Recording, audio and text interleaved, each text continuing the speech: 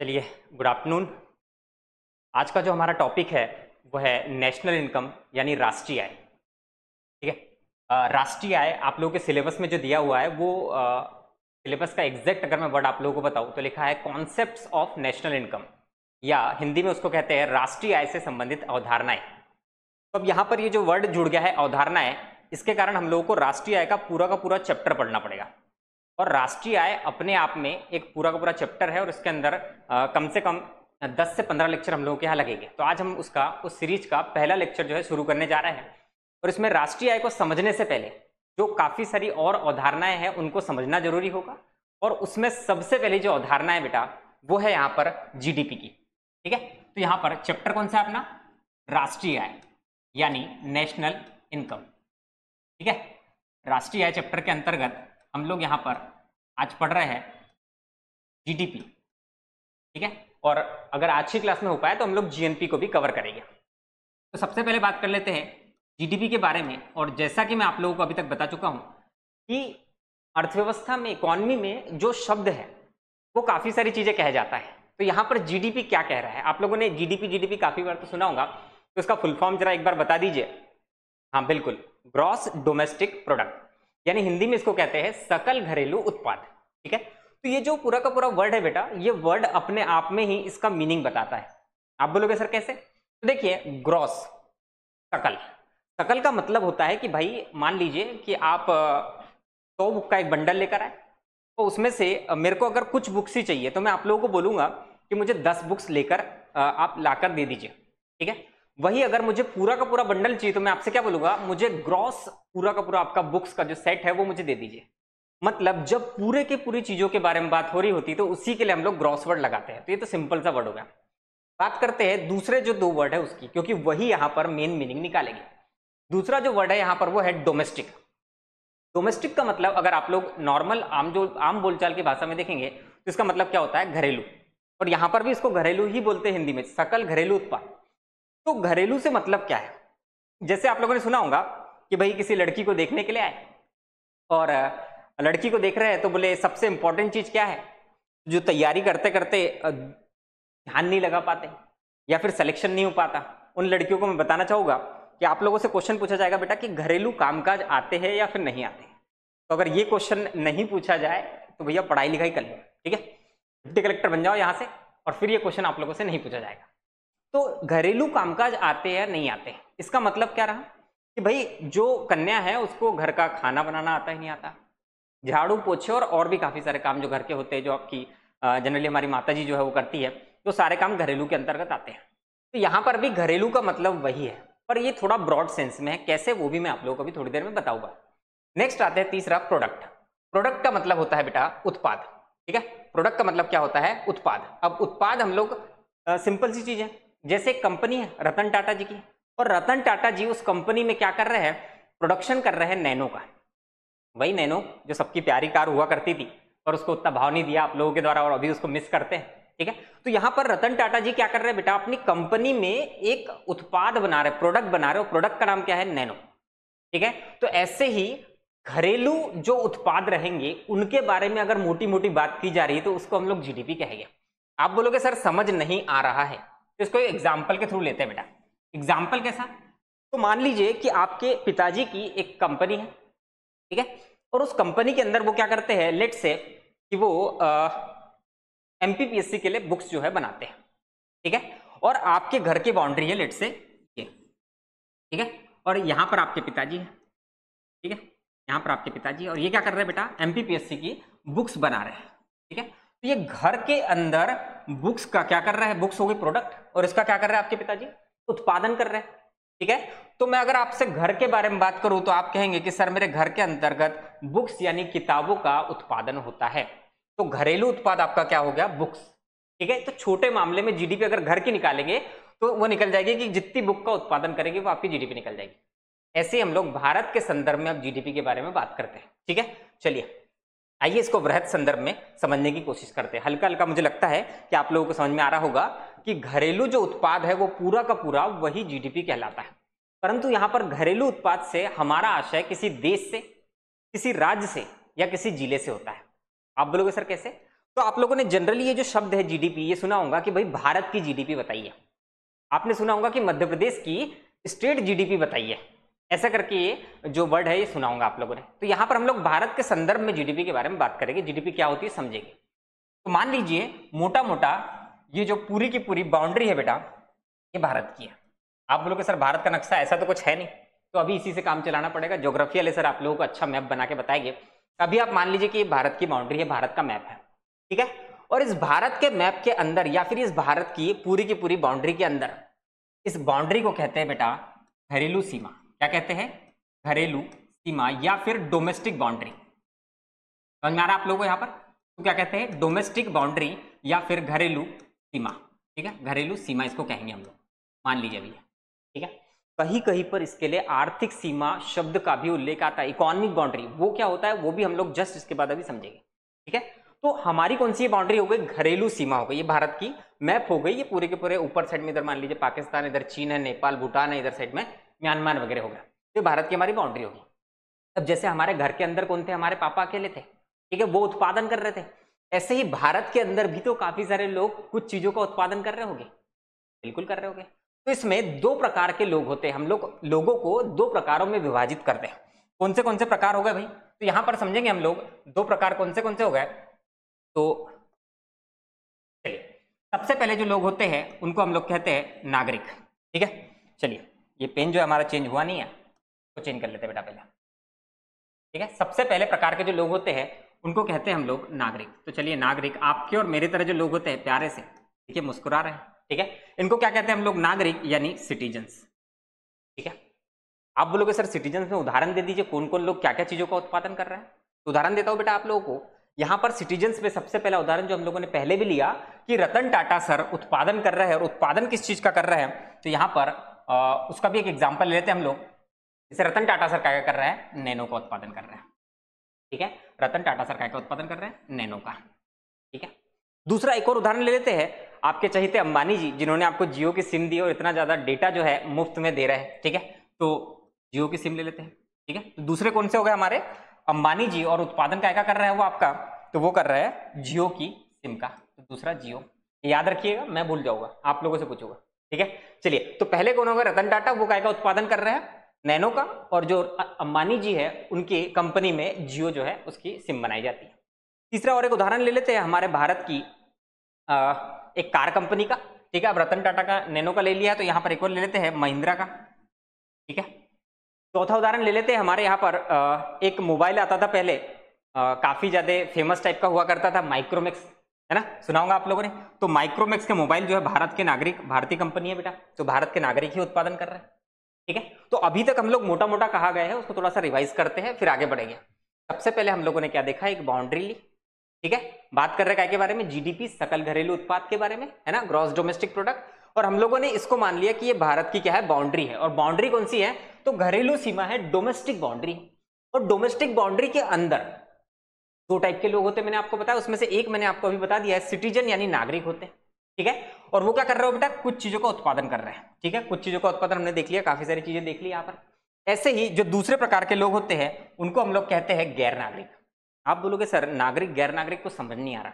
देखिए बेटा, जब आप किसी देश की सीमा के अंतर्गत रहते हैं तो कोई जरूरी नहीं है कि हमारे देश के नागरिक यानी सिटीजन्स ही यहाँ आके प्रोडक्शन यानी उत्पादन करें। आप बोले सर उदाहरण बताइए। उदाहरण मैं आपको एक बहुत ही अच्छा देता हूं। आप लोगों में से मैक्सिमम लोगों के घर में यही कार होगी, और वो कार है आपकी कौन सी? सुजुकी, ठीक है। सुजुकी कहाँ की कंपनी है? बिल्कुल जापान की कंपनी है, और इसका उत्पादन भारत में होता है। मतलब कहीं ना कहीं जिस व्यक्ति ने इसका उत्पादन किया वो नागरिक हुआ क्या? नहीं, वो कौन हो गया? गैर नागरिक, यानी नॉन सिटीजन ऑफ इंडिया। तो पहले हो गए सिटीजन, और दूसरे कौन होते हैं? नॉन सिटीजन, ठीक है। चलिए, ये दूसरे नॉन सिटीजन हो गए, ठीक। आप बोलोगे सर ये दोनों तो सेम ही लग रहा है दिखने में, चलिए थोड़ा सा चेंज करते हैं। हमारे यहाँ के सिटीजन जो है वो ऐसी सिंपल सी कंघी बनाते हैं, आपकी और मेरी तरह, ठीक है। मेरी तो अभी कंघी आप लोगों को दिख नहीं रही होगी। और यहाँ पर जो बाहर के व्यक्ति है थोड़ा सा फैशन स्टाइलिस्ट होगा, तो इसके स्पाइक्स बना देते हैं, ठीक है। अब लग रहा है थोड़ा चेंज। चलिए, तो अभी तक हम लोग कहाँ पर आए हैं कि हमारे देश की घरेलू सीमा के अंतर्गत, बिल्कुल इसके बाहर कुछ भी बनाया क्या मैंने? देख लो, पाकिस्तान में कुछ बनाया नहीं, चीन में नहीं, म्यांमार में नहीं, बिल्कुल भी नहीं। हमारे देश की घरेलू यानी डोमेस्टिक बाउंड्री के अंतर्गत दो टाइप के लोग होते हैं, एक सिटीजन्स यानी नागरिक और एक नॉन सिटीजन यानी गैर नागरिक। ये क्या करते हैं, कुछ चीजों का उत्पादन करते हैं। जैसे सिटीजन्स में हम लोगों ने कुछ चीजें ले ली, नॉन सिटीजन में भी हम लोग कुछ उदाहरण और लेते हैं। जैसे एक तो सुजुकी का उदाहरण ले लिया हम लोगों ने, ठीक है। दूसरा उदाहरण हम लोग यहाँ पर ले लेते हैं, कार का उदाहरण हो गया। चलिए आईफोन का उदाहरण ले लेते हैं, ठीक है। आईफोन का उत्पादन चलो अभी हमारे यहाँ पर नहीं होता। आप लोगों का फेवरेट फोन, ठीक है, आप लोगों का फेवरेट फोन जो है एमआई का फोन, इसका उत्पादन कौन सी कंपनी करती है? चाइना की कंपनी है बेटा, रेडमी है ना, एमआई या जियोमी जिसको आप कहते हैं, और भारत के अंतर्गत उत्पादन कर रही है। परंतु कौन कर रहा है उत्पादन? गैर नागरिक, ठीक है भाई। आ जाते हैं यहाँ पर दूसरा और एक उदाहरण ले लेते हैं। जैसे हम लोगों ने यहाँ जियो का उदाहरण लिया है, तो आप लोगों ने कंपनी का नाम सुना होगा, वोडाफोन। वोडाफोन अभी आइडिया के साथ मर्ज हो गई है, परंतु वोडाफोन अपने आप में भारतीय कंपनी नहीं है बेटा। वोडाफोन कंपनी जो है ये ब्रिटेन की कंपनी है, ठीक है। तो ये कौन हो गए? गैर नागरिक, पर उत्पादन कहाँ कर रहे हैं? हमारे भारत के अंतर्गत कर रहे हैं, ठीक है। तो ऐसे हम लोगों ने क्या ले लिया है, कुछ नागरिक ले लिए हैं, कुछ गैर नागरिक ले लिए हैं, और ये कुछ चीजों का उत्पादन कर रहे हैं। उत्पादन कहाँ कर रहे हैं? हमारे देश की घरेलू सीमा यानी डोमेस्टिक बाउंड्री के अंतर्गत, ठीक है। तो यहां पर हमारे देश की घरेलू सीमा के अंतर्गत जो नागरिक और गैर नागरिक उत्पादन कर रहे हैं ना चीजों का, यही तो जीडीपी है। मैंने आप लोगों को क्या बताया था? डोमेस्टिक प्रोडक्ट मतलब घरेलू उत्पाद। तो घरेलू का मतलब जो घर की बाउंड्री के अंदर, उत्पाद मतलब ये चीजें जिनका उत्पादन हो रहा हो, जिनका प्रोडक्शन हो रहा हो, है ना, डोमेस्टिक प्रोडक्ट। तो ये सारी चीजें ही क्या कहलाती है? जीडीपी। परंतु इतना आसान नहीं है ना, इतना आसान होता तो क्या ही बात होती। चलिए इसको एक लेवल आगे लेके चलते हैं। अब यहाँ पर जो सारी चीजें मैंने आप लोगों को बताई, नैनो हो गई, जियो की सिम हो गई, माइक्रोमैक्स का मोबाइल हो गया, सुजुकी की कार हो गई आपकी, और ये वोडाफोन और ये एमआई का जो फोन हो गया, ये सारी चीजों को हम लोग दो कैटेगरी में डिवाइड कर सकते हैं। अब बोलोगे सर कौन सी? देखिए, एक कैटेगरी होती है जिसको कहते हैं गुड्स। गुड्स को हिंदी में हम लोग कहते हैं वस्तुएं। क्या कहते हैं? वस्तुएं, ठीक है। और दूसरी जो कैटेगरी होती है बेटा इनकी, ठीक है, उनको कहते हैं सर्विसेज, ठीक है। सर्विसेज यानी इसको हम लोग कहते हैं सेवाएं, ठीक है। तो पहली कैटेगरी हो गई आपकी गुड्स और दूसरी हो गई सर्विसेज। आप बोलोगे सर ये होता क्या है, इसमें डिफरेंस क्या है? नॉर्मली आप लोगों ने सुना होगा वस्तुएं सेवाएं, परंतु इसको टेक्निकल वर्ड्स में अगर आप देखें तो यहां पर समझिएगा, ऐसी चीजें जिन्हें आप देख सकते हैं, छू सकते हैं या महसूस कर सकते हैं, वो सारी की सारी चीजें आपकी आती है किसमें? वो आती है आपकी गुड्स में यानी वस्तुओं में, ठीक है। एग्जाम्पल देता हूं आप लोगों को। जैसे पोडियम जिसके ऊपर मैं खड़ा हूं, इसको आप देख पा रहे हैं, छू पा रहे हैं क्या? ठीक है, तो ये क्या हो गई? आपकी वस्तु हो गई। ये जो पेन मेरे हाथ में है, ये क्या है? देख पा रहे हैं, छू पा रहे हैं, महसूस कर पा रहे हैं, तो ये क्या हो गया आपका? ये वस्तु हो गई, ठीक है। वही सेवाएं क्या होती है? जैसे मैं आपको अगर पढ़ा रहा हूं, तो आप मुझे तो देख पा रहे हो, परंतु जो मैं नॉलेज आपको दे रहा हूं उसे आप देख पा रहे हो क्या? नहीं। इसको कहते हैं सेवा। क्लियर है क्या? जो आपकी जियो की सिम है बेटा, ठीक है, इससे आप जब बात कर पा रहे होते किसी से, तो आप देख पा रहे होते हैं क्या बातों को? ठीक है। अब आप बोलोगे सर महसूस तो कर पाते हैं कुछ चीजों को। देखो बेटा, वो महसूस की बात नहीं कर रहे हम लोग, है ना। यहाँ पर महसूस की बात हो रही है कि भाई साहब अगर आप किसी चीज को छुओ, गर्म तौर पे हाथ लगाते तो गर्म लग जाता है ना। तो यहाँ पर उसकी बात हो रही है। तो जियो के सिम से जो आप बातें कर रहे हैं वो आपको सेवा प्रदान कर रहा है कि आप यहाँ बैठे इंदौर में और कुछ XYZ जगह पे आपका पार्टनर जो है वो बैठा हुआ है, तो आप उससे बात कर पा रहे हैं, समझ पा रहे हैं आप, या अपने माता पिता से बात कर पा रहे हो, तो ये सेवा प्रदान कर रहा है, ठीक है। तो यहाँ पर जैसे नैनो है, अब कैटेगरी में आप लोग डिवाइड करते हैं, इसको सेवाएं कहते हैं, ठीक है। इसका एक और यहाँ पर डेफिनेशन है, अगर आप मोटा मोटा देखें तो ऐसी चीजें जिनका भौतिक अस्तित्व होता है, फिजिकल एग्जिस्टेंस होता है, वो वस्तुएं कहलाती हैं। ऐसी चीजें जिनका भौतिक अस्तित्व नहीं होता वो सेवाएं कहलाती है। भौतिक अस्तित्व दिखती है भाई साहब, ये पेन दिख रहा है आपको भौतिक रूप में, फिजिकली प्रेजेंट है यहाँ पर, ये गुड्स हो गई। ये पोडियम, ये चेयर, ये सारी गुड्स हो गई, वस्तुएं हो गई। परंतु सेवा में जो पढ़ा रहा हूं आपको, ये कहीं पर प्रेजेंट है क्या? नहीं है। ये तो नॉलेज है, समझ में आ रहा है आप लोगों को? जो बातें हो रही है ये सारी चीजें क्या है? फिजिकल एग्जिस्टेंस नहीं है, इसलिए सेवाओं में आ जाती है। तो अब यहाँ पर कैटेगरी करते हैं। नैनो दिख रही है, वस्तु हो गई, ठीक है भाई। जियो की सिम, बातें हो रही, सेवा, ठीक है। ये माइक्रोमैक्स का मोबाइल था, वस्तु हो गई है, इससे बातें भी होती है, हालांकि सेवाओं में भी आ सकता है, ठीक है। और ये महिंद्रा की कार, ये भी क्या हो गई? वस्तु हो गई, ठीक है। ये क्या था? सुजुकी की कार, वस्तु हो गई बेटा, ठीक है। ये क्या था? एमआई का मोबाइल, वस्तु हो गई। और ये वोडाफोन की सिम, ये आपको सेवा प्रदान कर रही है। तो अगर मैं इन सारी चीजों को हटा के केवल दो चीजें लिख दूं, वस्तु और सेवा, तो क्या इन सबका काम हो जाएगा? हो जाएगा नहीं हो जाएगा? बताइए जरा एक बार, समझ में आ रहा है यहाँ तक के?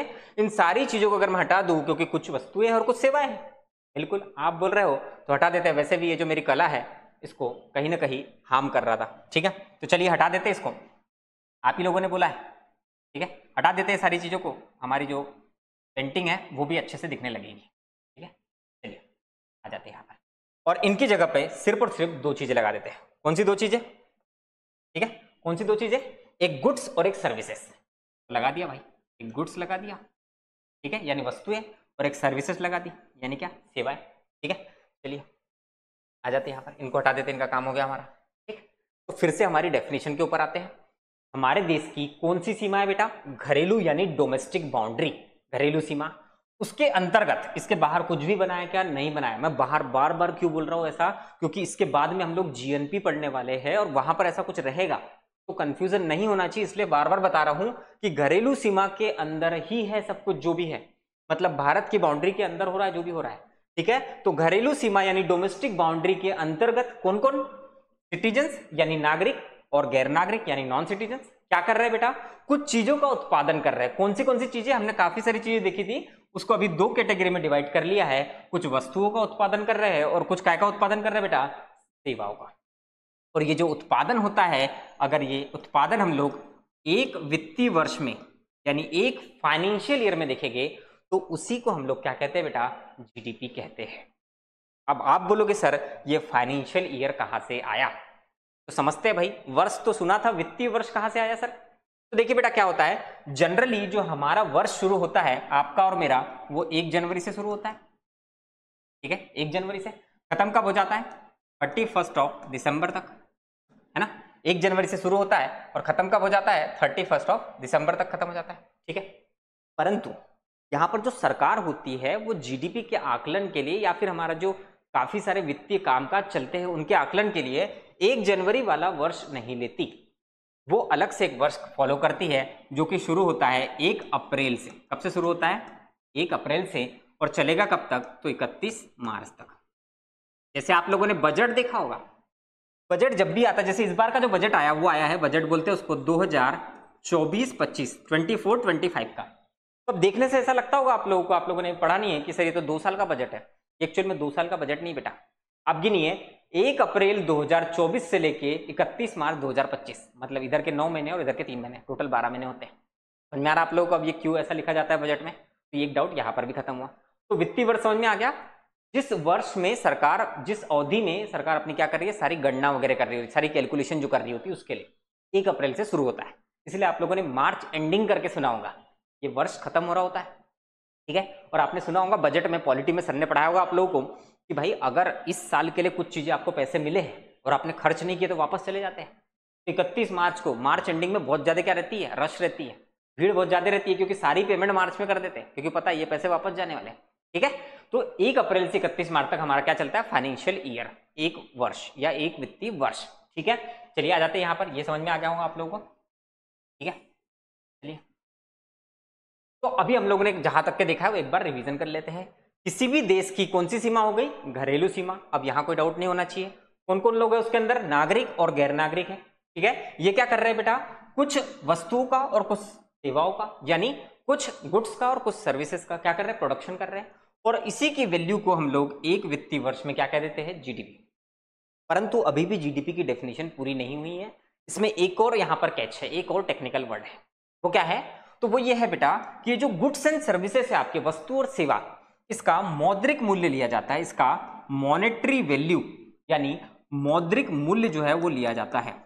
अब देखिए ये इकोनॉमी जो है ना, इसमें हिंदी वर्ड बड़े टफ है, इंग्लिश वर्ड भी कोई इजी नहीं है। मौद्रिक मूल्य जो है या मॉनेटरी वैल्यू जो है, सिंपल सा प्राइस बोल देते हैं, ये कुछ नहीं है, वस्तु और सेवाओं का प्राइस है, मूल्य है, और कुछ नहीं। ठीक है, आप बोलोगे सर क्या है, एक बार समझा दीजिएगा, फिर से समझते हैं। किसी भी देश की कौन सी सीमा? घरेलू सीमा। इसमें कौन कौन है? नागरिक है, गैर नागरिक है। क्या कर रहे हैं? वस्तु और सेवाओं का उत्पादन कर रहे हैं। कितने दिन में? 1 साल में, एक वित्तीय वर्ष में, एक फाइनेंशियल ईयर में। और उसी की मॉनेटरी वैल्यू को हम लोग क्या कह दे रहे हैं बेटा? जीडीपी। मॉनेटरी वैल्यू क्या होती है? सिंपल सा समझिए, अगर हमारे देश में मैं बोलूं कि 10 वस्तुओं का उत्पादन हुआ, वस्तुओं से एक उदाहरण ले लेते हैं, 10 रेडमी के फोन का उत्पादन हुआ। एक रेडमी का फोन कितने हजार का है? 10,000 का। ठीक है, तो 10 फोन का उत्पादन हुआ, मतलब कितने हो गए? 100,000 या फिर 1 लाख, 100 के। तो ये 100 के जो है इसकी मौद्रिक मूल्य हो गया बेटा, मॉनेटरी वैल्यू की। कुछ नहीं, 10 फोन का प्राइस कितना है?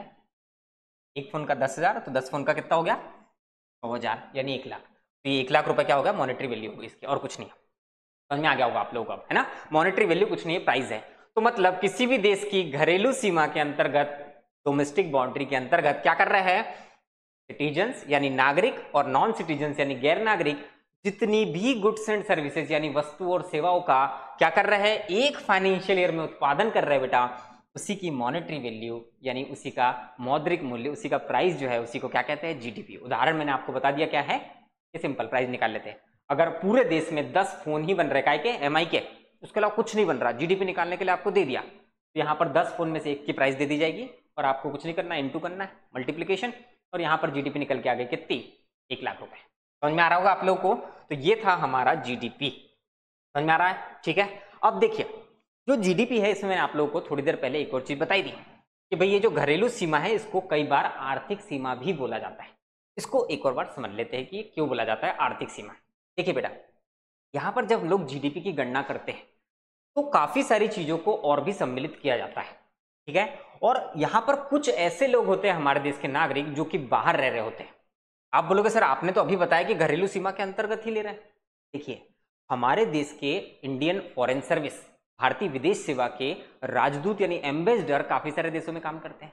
तो जो एम्बेसी होती है ना, जो एम्बेसी होती है, मान लीजिए यूएसए के अंतर्गत हमारी एम्बेसी है, वो जो एम्बेसी का मान लीजिए इतना बड़ा घर है वहां, तो वो जो पूरा का पूरा एरिया कहलाता है वो हमारे देश की सीमा मानी जाती है। ऐसे ही हमारे देश के अंदर अगर यूएसए की एम्बेसी होगी तो उसके अंदर जो पूरा का पूरा उनका एम्बेसी का जो क्षेत्र है वो उनकी बाउंड्री मानी जाती है। वर्चुअल रूप में, आभासी रूप में तो उनकी बाउंड्री मानी जाती है, हमारे देश के अंतर्गत है, ठीक है। तो ये थोड़ा टेक्निकल टर्म याद रखिएगा कि जो दूसरे देश में हमारे सिटीजन है ना, तो वो वहां पर अगर रह रहे हैं और वो कुछ उत्पादन कर रहे हैं, जो कर ही रहे हैं, सिंपल चीज है, तो इसको भी हम लोग जीडीपी के अंतर्गत ले लेते हैं। और वही यूएसए का बंदा अगर हमारे भारत में है तो उसको हटाना भी पड़ेगा, ठीक है। एक चीज ये हो गई। तो अब देखिए आर्थिक सीमा क्यों बोल रहे हैं, आपको समझ में आ रहा होगा हल्का हल्का सा, क्योंकि वो वहां जाके कुछ अर्थ यानी पैसे से रिलेटेड काम, मॉनिटरी कुछ काम कर रहा है, इसलिए उसको भी ले ले रहे, इसलिए इसको घरेलू सीमा की जगह आर्थिक बोल रहे हैं, क्योंकि वो तो बाहर की चीज हो गई। उसके अलावा एक अनक्लोज करके बॉडी है, United Nation Convention on Law of Sea. अब बोलोगे सर क्या बड़ी बड़ी चीज बोल दी, देखो इसको याद नहीं रखना आप लोगों को, आपके काम की चीज नहीं है, ठीक है। ये एक बॉडी है विश्व में, जो समुद्र है, सी है, ओशन है, ठीक है। ओशन की जो बाउंड्रीज है उनको डिसाइड करने का काम जो है अनक्लोज ही करती है। देखिए नाम में ही है, United Nation Convention on Law of Sea, sea. तो यहां पर क्या होता है, किसी भी देश की, ये भारत है ना, मोटा मोटा सा भारत दिख रहा होगा आप लोग। आप बोलोगे सर आपको तो मैप नहीं बनाना आता है, चलिए मान लीजिए थोड़ा सा तो बनाना आता है। तो यहां से बेटा ये जो कोस्टल बाउंड्री है, यहां से लेकर 200 नॉटिकल माइल्स, आपको सर ने पढ़ाया होगा, 200 नॉटिकल माइल्स तक के जो हमारा एरिया रहता है इसको बोलते हैं EEZ, एक्सक्लूसिव इकोनॉमिक जोन इसको बोला जाता है, अनन्य आर्थिक क्षेत्र इसको बोला जाता है।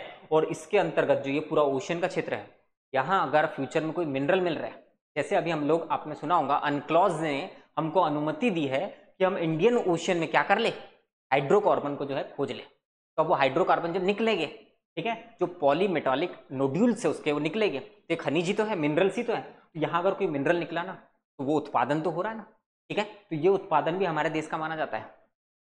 तो ये इकोनॉमिक बाउंड्री 200 नॉटिकल माइल तक होती है हमारी। समझ में आ रहा है आप लोगों को अब इसको मैंने क्यों आर्थिक सीमा भी बोला था, ठीक है, क्योंकि 200 नॉटिकल माइल्स तक के कोई भी खनिज वनिज है उसको भी हम लोग इसके अंतर्गत ले लेंगे, ठीक है। तो चलिए थोड़ा सा कंफ्यूजन हो गया होगा तो वापस से समझते हैं, चिंता की कोई बात नहीं है, रटना कुछ भी नहीं है। इकोनॉमी में रटे वहीं पर समझ लीजिएगा, इकोनॉमी आपको समझ आना बंद हो गई है, ठीक है। समझिए फिर से, किसी भी देश की कौन सी सीमा, घरेलू सीमा, पर अब इसको हम लोग घरेलू के साथ साथ क्या लगा देंगे, इकोनॉमिक बाउंड्री, आर्थिक सीमा भी लगा देगी, क्योंकि आपको पता है कि थोड़ा सा बाहर जो अनन्य आर्थिक क्षेत्र होता है, एक्सक्लूसिव इकोनॉमिक जोन होता है, 200 नॉटिकल माइल तक के, उसको भी ले लेते हैं, ठीक है। परिभाषा में अगर आपने नहीं भी लिखा तो गलत नहीं है, ठीक है, बुक्स में सिर्फ घरेलू सीमा लिखी रहती है।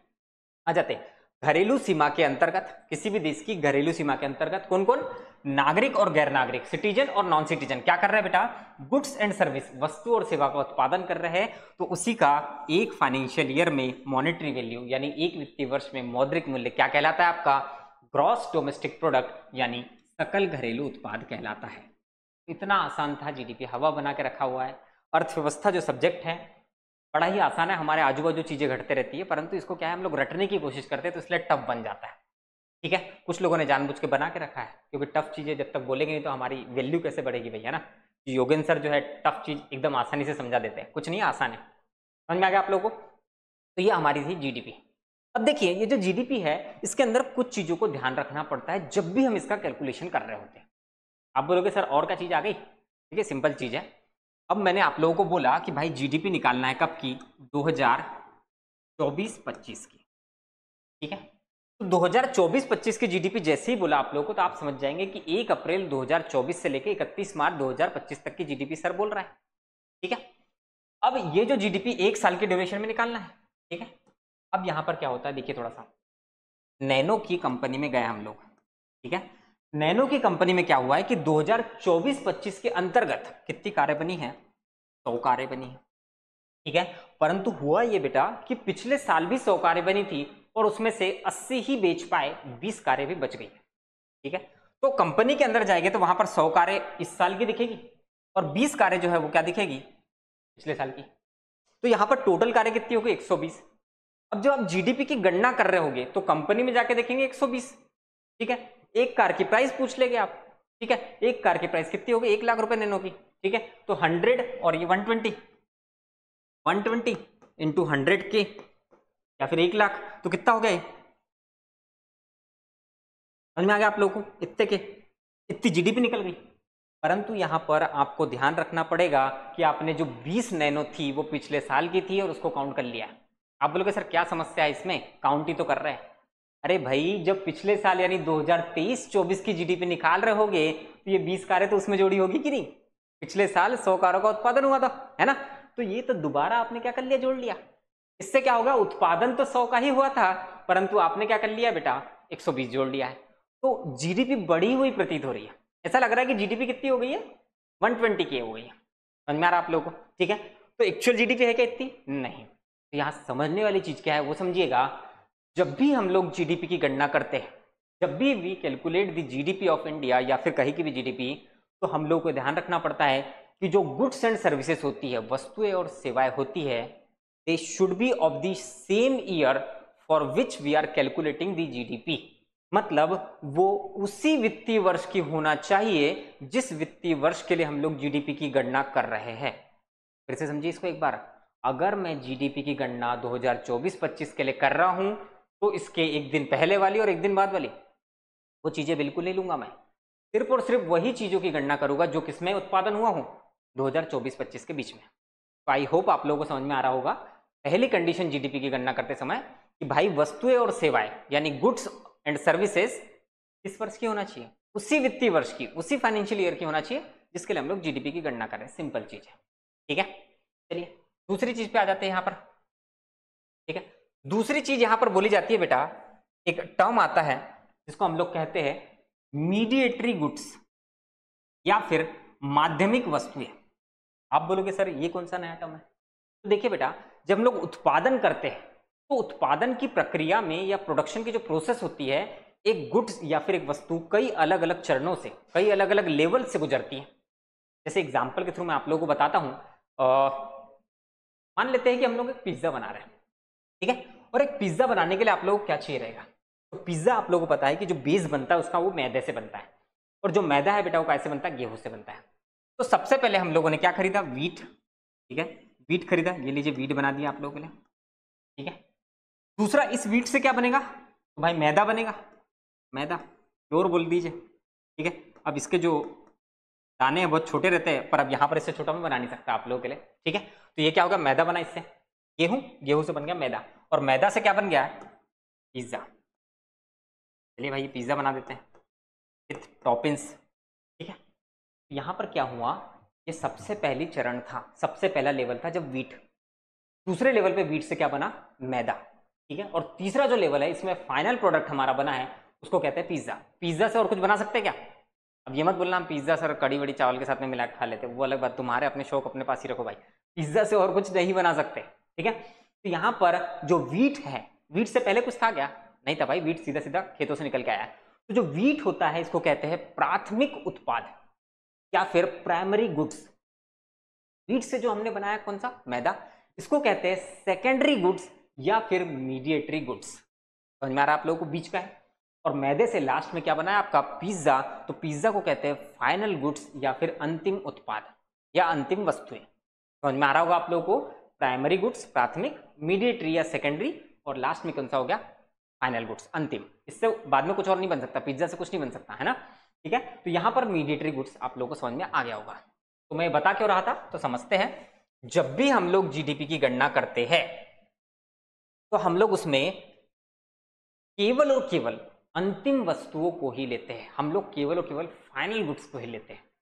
आप बोलोगे सर ये मीडिएटरी गुड्स और प्राइमरी गुड्स को क्यों नहीं लेते? प्राथमिक वस्तुएं और माध्यमिक वस्तुएं ने आपका क्या बिगाड़ा है भाई? वस्तुएं तो वो भी है, और आपने अभी बोला था कि जीडीपी क्या होती है, वस्तुओं का मौद्रिक मूल्य या सेवाओं का मौद्रिक मूल्य ही होती है जीडीपी, है ना। सिंपल चीज है, किसी देश की सीमा के अंदर उत्पादन, चलो ठीक है छोड़ो, पूरी वस्तु है पूरी सेवा है, उसका मौद्रिक मूल्य जीडीपी हो गई। तो पूरी वस्तुओं में तो गेहूं भी आया, मैदा भी आया, पिज्जा भी आया। तो अब आप बोल रहे हो कि केवल पिज्जा को क्यों ले, अंतिम वस्तुओं को ही क्यों ले? इसके पीछे बेटा समझिए रीजन है। मान लीजिए आपका जो वीट है, ठीक है, मान लीजिए जो आपका वीट है वो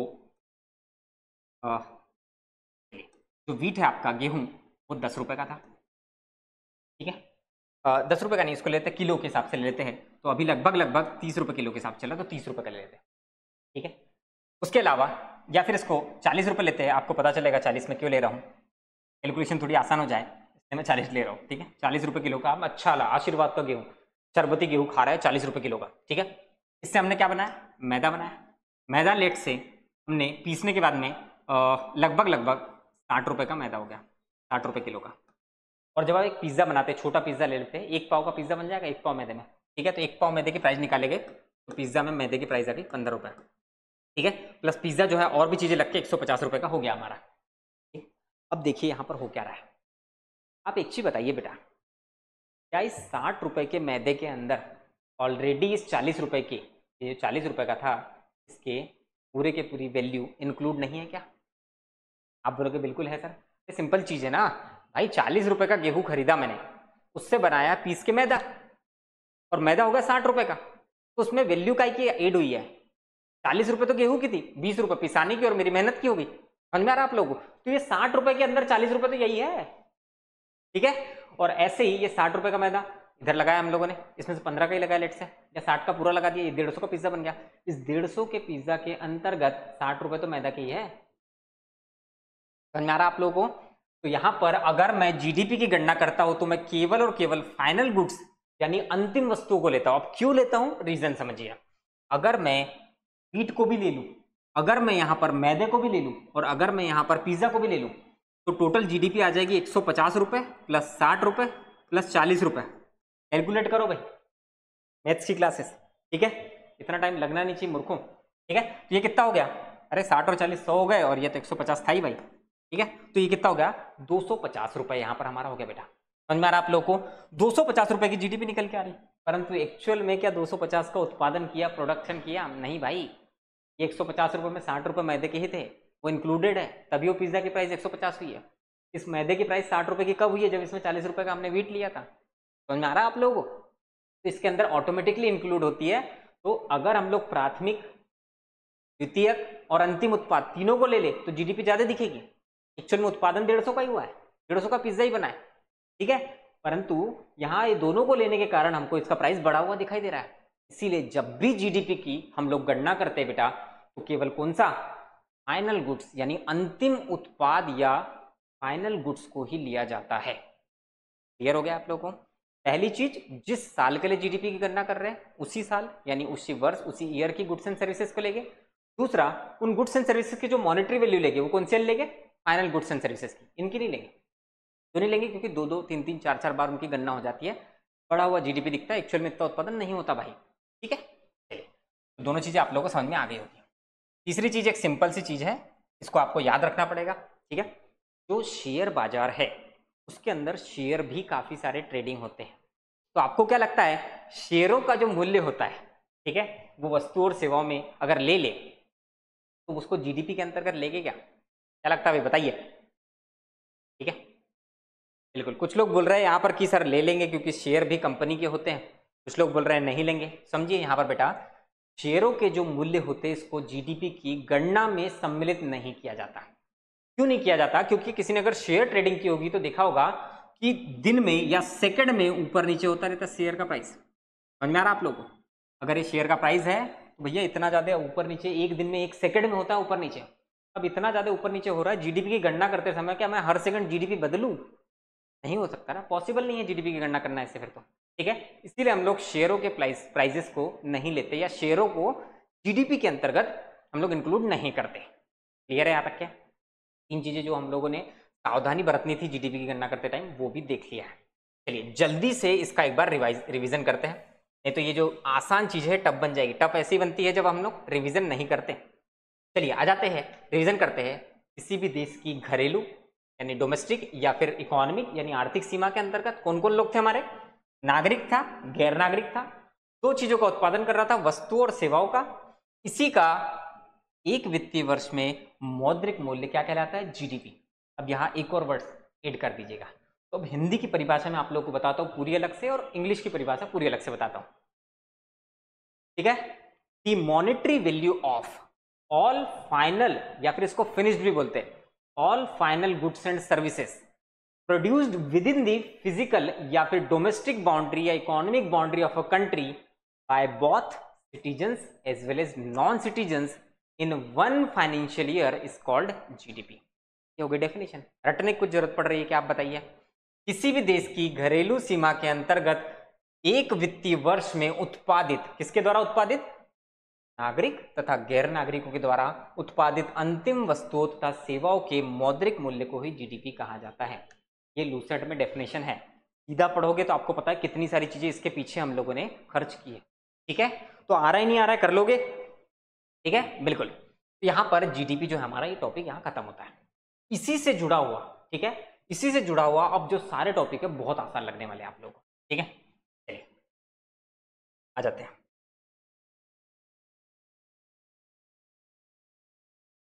ठीक है, देखते हैं ये थोड़ा सा छोटा हो जाए तो। चलिए हो रहा है, एक साइड कर देते हैं इसको। ठीक है, इसको एक साइड क्यों कर रहा हूं? क्योंकि इसी के साथ में हम लोग समझेंगे जीएनपी को। ठीक है, चलिए आ जाते हैं। यहां पर बात कर रहे हैं बेटा हम लोग काय के बारे में? काय के बारे में बात कर रहे हैं? जीएनपी के बारे में। नेक्स्ट जो हमारा टॉपिक है इसमें वो है ग्रॉस नेशनल प्रोडक्ट, यानी सकल राष्ट्रीय उत्पाद के बारे में बात कर रहे हैं। अभी हम लोगों ने बात काय के बारे में की थी? Gross domestic product. तो जब डोमेस्टिक यानी घरेलू वर्ड आया था तो घर के अंदर यानी घरेलू सीमा देखी थी। यहां पर वर्ड देखिए क्या हो गया है? नेशनल। बस एक ही चीज है, बाकी ग्रॉस मतलब पूरा का पूरा, प्रोडक्ट मतलब वही उत्पादन, जो भी चीजों का उत्पादन करेगी। ठीक है, बात नेशनल वर्ड पे आके अटक गई। तो सर अब इसका मतलब क्या है? देखिए बेटा, नेशनल वर्ड इसको आप कनेक्ट कर सकते हैं नेशनलिज्म से, राष्ट्रीयता से। ठीक है, और राष्ट्रीयता की भावना किसमें होती है भाई? अगर हमारा राष्ट्रीय गान जनगण मन बज रहा है, किसके अंदर गूज़बम्स आएंगे? एक बंदा अमेरिका का बैठा हुआ है, एक चाइना का बैठा हुआ और एक इंडिया का, और जनगण मन बज रहा है, किसके अंदर गूज़बम्स आएंगे? आटे निकल आते हैं ना, है ना? किसके अंदर आएंगे? हमारे अंदर आएंगे। तो यहाँ पर जो नागरिक होते हैं उन्हीं के अंदर राष्ट्रीयता की भावना होती है भाई। किसी राष्ट्र के नागरिक की, हम अमेरिका के बारे में थोड़ी सोचेंगे इतना अच्छा। ठीक है, तो यहाँ याद रखना, नेशनल से नेशनल्स यानी नागरिक के बारे में बात हो रही है। यही वर्ड आप लोगों को पकड़ लेना है, क्योंकि यहाँ जैसे गैर नागरिक लिया था, यहाँ नहीं रहेगा।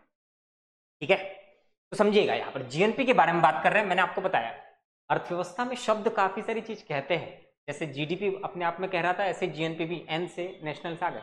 ठीक है, तो जीएनपी के बारे में हम लोग समझेंगे। फिर से एक बाउंड्री बनाते हैं। ठीक है, पर इसके साथ साथ अब यहाँ एक और बाउंड्री बनाना पड़ेगा। ये क्यों बना रहा हूं कि आप लोगों को अभी समझाऊंगा थोड़ी देर में। ठीक है, मैंने आप लोगों को क्या बताया अभी कि जब भी हम लोग जीएनपी की बात करेंगे, मतलब ग्रॉस नेशनल प्रोडक्ट के बारे में बात करेंगे या सकल राष्ट्रीय उत्पाद के बारे में बात करेंगे, तो हम लोग बात करेंगे यहाँ पर काय के बारे में? केवल और केवल राष्ट्रीय लोग यानी केवल नागरिकों के बारे में। तो देखिए, जैसे हमारे देश के अंदर नागरिक उत्पादन कर रहे थे तो वही लेंगे सेम, या आपके और मेरी तरफ प्यारे से लोग स्माइल करते हुए। ठीक है, वही सिंपल सी कंघी हम लोगों ने बना ली। ठीक है, परंतु एक चीज बताइए बेटा, जैसे चाइना के लोग आके भारत में उत्पादन कर रहे थे, भाई भारत में आके रेडमी का फोन बना रहा था, सुजुकी की कार बन रही थी, क्या हमारे भारत के कोई भी लोग बाहर जाके कुछ उत्पादन नहीं करते होंगे? आप बोलोगे बिल्कुल सर करते होंगे। इसका उदाहरण देता हूं मैं आप लोगों को बेटा। हमारे यहाँ पर जो रिलायंस इंडस्ट्री की रिफाइनरीज है, ठीक है, जो पेट्रोलियम का शोधन करती है, कच्चा तेल आता है पेट्रोलियम का, क्रूड ऑयल, उससे पेट्रोल डीजल वगैरह जो बनता है सारी चीजें, उसको बोलते हैं रिफाइनरी, है ना, जहाँ पर ये बनता है।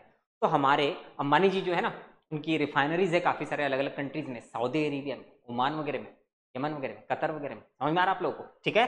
तो ऐसे ही वो बाहर जाके भी तो उत्पादन कर रहे होंगे। तो भाई जैसे भाई ये तो लिया था हम लोगों ने, बाहर के लोग हमारे कंट्री में कर रहे थे, ऐसे हमारे लोग भी तो बाहर जाके कर रहे होंगे। तो जब यहाँ पर जीएनपी की बात आती है तो नागरिक यानी सिटीजन्स जो हमारी कंट्री के अंदर रहते हैं उनको तो लिया ही जाता है, साथ ही साथ ये कौन सी होगी हमारी डोमेस्टिक बाउंड्री, मतलब इसको हम लोग मान लेते हैं इंडिया, ठीक है। और साथ ही साथ पूरा का पूरा रेस्ट ऑफ दी जो वर्ल्ड रहेगा बेटा, आपका पूरा विश्व है ना, वो पूरा इसको यहाँ ले लेता हूँ। हालांकि इंडिया छोटा दिख रहा है, ठीक है, और दिल बड़ा है ना हमारा, इसमें से थोड़ा बड़ा दिख रहा है इंडिया। तो यहाँ पर क्या है, पूरे वर्ल्ड में जो हमारे देश के नागरिक रहेंगे वो क्या कर रहे रहेंगे, कुछ चीज़ों का उत्पादन कर रहे रहेंगे, ठीक है। एक उदाहरण मैंने आपको रिफाइनरी का बताया, दूसरा और एक दे देता हूँ। रतन टाटा जी, इनकी टाटा स्टील जो कंपनी है न केवल इंडिया में बल्कि ब्रिटेन में भी स्टील का उत्पादन करती है। वो क्या हो गया, सिटीजन्स जो कि हमारे बाहर के देशों में जाके क्या कर रहे हैं, उत्पादन कर रहे हैं। क्लियर है? फिर से यहां पर भी दो टाइप की चीजों का उत्पादन कर रहे थे, वस्तु और सेवा, गुड्स और सर्विसेज का। वैसे ही बेटा यहां पर भी हम लोग क्या करेंगे, दो प्रकार की वस्तु का, भाई वस्तुएं या सेवाएं, उसके अलावा कोई चीजें होती ही नहीं है। समझ में आ रहा आप लोगों को? सारी चीजों को हम लोगों ने दो कैटेगरी में बांट लिया। आप बताइए कुछ और होता होगा तो? नहीं होता। ठीक है, फिर से आते हैं जीएनपी के बारे में बात कर रहे हैं। ये हमारे देश की कौन सी सीमा हो गई, घरेलू, इंडिया लिख दिया था मैंने, है ना, घरेलू सीमा वही है। हमारे देश की घरेलू सीमा के अंतर्गत कौन, नागरिक, पर साथ ही साथ हमारे देश की घरेलू सीमा के बाहर भी, मतलब पूरे वर्ल्ड में, विश्व में और कहीं भी, घरेलू सीमा के बाहर बोल दिया तो बाकी तो सारी जगह आ गई ना, पूरा विश्व ही आ गया। ठीक है, तो हमारे देश की कौन सी सीमा, घरेलू सीमा के अंतर्गत और साथ ही साथ घरेलू सीमा के बाहर कौन, अब केवल और केवल हमारे देश के कौन रहेंगे, नागरिक रहेंगे भाई, सिटीजन ही रहेंगे। अब ये बाहर गया है हमारा नागरिक तो थोड़ा सा कलर इसने करवा लिया बालों पे, ग्रीन कलर करवा लिया, तो बाहर जाएगा थोड़ा स्टाइलिश तो हो जाएगा। ठीक है, तो यहां पर हमारे देश की घरेलू सीमा के अंतर्गत यानी in between the boundary of our country, ठीक है, और outside the boundary of our country, मतलब हमारे देश की घरेलू सीमा के अंदर और उसके बाहर कौन, सिटीजन्स यानी हमारे देश के नागरिक क्या कर रहे होंगे, फिर से कुछ वस्तुओं का उत्पादन कर रहे होंगे यानी कुछ गुड्स का, ठीक है, और कुछ सर्विसेज यानी कुछ सेवाओं का उत्पादन कर रहे होंगे। यहां पर भी कुछ गुड्स का यानी वस्तुओं का उत्पादन कर रहे होंगे और कुछ सर्विसेज का यानी सेवाओं का उत्पादन कर रहे होंगे। ठीक है, और इन्हीं गुड्स एंड सर्विसेज की मॉनेटरी वैल्यू कितने साल में, एक फाइनेंशियल ईयर में, एक वित्तीय वर्ष में क्या कहलाती है, ग्रॉस नेशनल प्रोडक्ट यानी सकल राष्ट्रीय उत्पादन। फिर से समझिएगा, बड़ा आसान सा है, जीडीपी समझ लिया एक बार तो ये सारी चीजें बहुत आसान लगने वाली है। समझिएगा, यहां पर हम लोगों ने क्या बोला कि हमारे देश की घरेलू सीमा के अंतर्गत तथा साथ ही साथ घरेलू सीमा के बाहर, into the boundary of our country and outside the boundary of our country, कौन, केवल सिटीजन्स ऑफ आवर कंट्री, हमारे देश के केवल नागरिक क्या कर रहे हैं बेटा, कुछ वस्तुओं का कुछ सेवाओं का, कुछ वस्तुओं का कुछ सेवाओं का उत्पादन करते हैं। तो उसी वस्तु और सेवाओं की एक वित्तीय वर्ष में, एक फाइनेंशियल ईयर में मॉनेटरी वैल्यू यानी मौद्रिक मूल्य ही क्या कहलाता है, जीएनपी, सकल राष्ट्रीय उत्पादन। समझ में आ गया होगा आई होप आप लोग। ठीक है, तो दोनों में आप लोगों को डिफरेंस समझना है, क्योंकि अंतर अगर आपको पता नहीं चलेगा तो कंफ्यूजन यही आ जाता है। सबसे पहला अंतर, जीडीपी में हम लोग क्या कर रहे थे, केवल और केवल घरेलू सीमा ले रहे थे। ठीक है, तो पहला अंतर क्या हो गया, जीडीपी सिर्फ घरेलू सीमा के अंदर होती है और जीएनपी में घरेलू सीमा के अंदर भी होते हैं और बाहर भी होते हैं। और दूसरा डिफरेंस, यहां नागरिक और गैर नागरिक, सिटीजन्स और नॉन सिटीजन दोनों को लिया जाता है, परंतु यहां केवल किसको लिया जाता है, सिटीजन्स यानी नागरिकों को ही लिया जाता है। बस ये दो ही डिफरेंस है, बाकी सब कुछ सेम है। फिर गुड्स एंड सर्विसेज का प्रोडक्शन वहां भी यहां भी, और वही प्रोडक्शन जो वन फाइनेंशियल ईयर, एक वित्तीय वर्ष में हो रहा है, इसी की मॉनेटरी वैल्यू को हम लोग क्या कह देते हैं, जीडीपी कह देते हैं, और इधर जीएनपी कह देते हैं। समझ में आ गया आप लोगों को? ठीक है, अब आप बोलोगे सर ये मॉनेटरी वैल्यू जो है, ये मॉनेटरी वैल्यू से टर्म जो है एक और बार अच्छे से समझा दीजिए थोड़ा सा, क्योंकि इसका एक और यूज होता है बेटा। वो एक और यूज क्या होता है तो समझते हैं हम लोग उसको दूसरी स्लाइड में। जैसे मान लीजिए जीडीपी की गणना करना है, नॉर्मल हम लोग को जीडीपी गणना करना है, हमारे यहाँ 10 नैनो कार का उत्पादन हुआ और 10 माइक्रोमैक्स के मोबाइल का उत्पादन हुआ। प्राइस अभी भूल जाइए, मॉनेटरी वैल्यू भूल जाइए अब। ठीक है, अगर आप टोटल निकालेंगे तो कितनी यूनिट है, 20 यूनिट का उत्पादन हुआ, 20 इकाई उत्पादन हम लोगों ने किया, प्रोडक्शन किया है। तो जीडीपी कितने यूनिट हो गए, 20 यूनिट। चलिए ये कहाँ का हो गया, हमारा इंडिया का हो गया। ठीक है, अब आ जाते हैं यहाँ पर, बात कर लेते हैं यूएसए के बारे में। यूएसए के बारे में, ठीक है। मान लीजिए यूएसए के अंदर यहाँ 10 नैनो था, तो लेट से यहाँ पर 10 ऑडी का उत्पादन हुआ, ठीक है। और वही 10 ऑडी का उत्पादन हुआ, और वही यहाँ पर 10 आईफोन का उत्पादन हुआ। टोटल देखेंगे तो यूनिट वाइज यहाँ भी कितनी यूनिट हुई, 20 यूनिट। देखने से क्या लग रहा है कि दोनों जीडीपी बराबर है, मतलब भारत की जीडीपी भी 20 यूनिट और अमेरिका की जीडीपी 20 यूनिट। परंतु क्या एक्चुअल में नैनो के बराबर ऑडी है? नहीं है भाई। आईफोन के बराबर माइक्रोमैक्स का हमारा फोन है? नहीं है। तो अब अगर इनकी एक्चुअल वैल्यू निकालना है तो हमको प्राइस पता होना चाहिए। प्राइस निकाल लेते हैं। अगर यहाँ पर नैनो का प्राइस लेट से 10 रुपये रखते हैं, ठीक है, और माइक्रोमैक्स के फोन का भी प्राइस कितना रख लेते हैं, लेट से 1 रुपये रख लेते हैं, ठीक है। अब नैनो का 10 रखा है तो इसका 100 रख देते हैं ऑडी का, ठीक है। और अगर इसका 1 रुपये रखा है तो आईफोन का 10 रुपये रख देते हैं, ठीक है। टोटल निकालते हैं, ये होगा 100 और ये होगा 10, 110 रुपये की जीडीपी निकली है।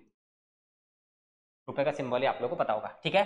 और यहाँ पर अगर आप देखेंगे तो ये कितने हो गए, 1000, और ये कितने हो गए बेटा 100, मतलब टोटल कितने हो गए, 1100 रुपये की जीडीपी निकली है।